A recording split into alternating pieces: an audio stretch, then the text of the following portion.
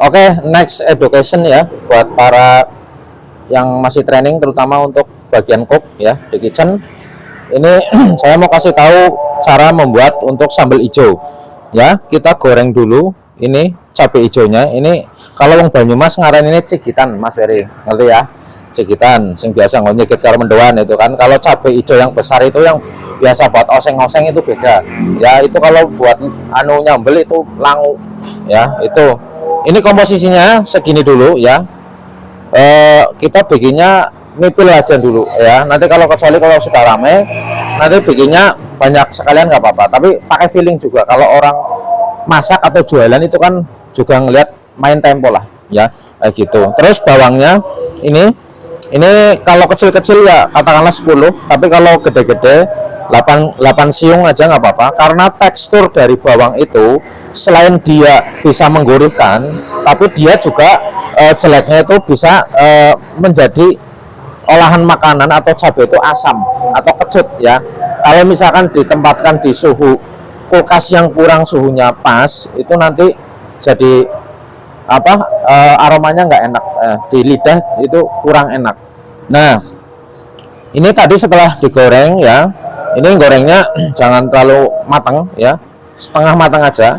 Terus bawangnya juga ya, itu dengan api kecil ya, biar tidak terlalu overcook di luar kayak gitu. Nah, ini garamnya segini ya, kurang lebih. Terus kalau untuk goreng cabai ya teman-teman, minyaknya itu jangan terlalu banyak ya, sedikit aja ya. Soalnya kalau terlalu banyak nanti, apalagi kalau misalkan nanti lupa untuk goreng ayam lah, ayamnya buat anaknya customer itu nanti malah kepedesan itu gitu ya. Nah, ini juga tips juga, kalau saya nyambel itu nggak pernah pakai penyedap Mas. Itu kalaupun misalkan saya ngolah masakan pakai penyedap itu nggak terlalu banyak ya. Contoh kayak kuah bakso aja saya nggak pakai penyedap, benar-benar pure dari kaldu, dari tulangan dan tetelan sapi itu gitu. Nah, ini komposisinya segini ya, kita mipil.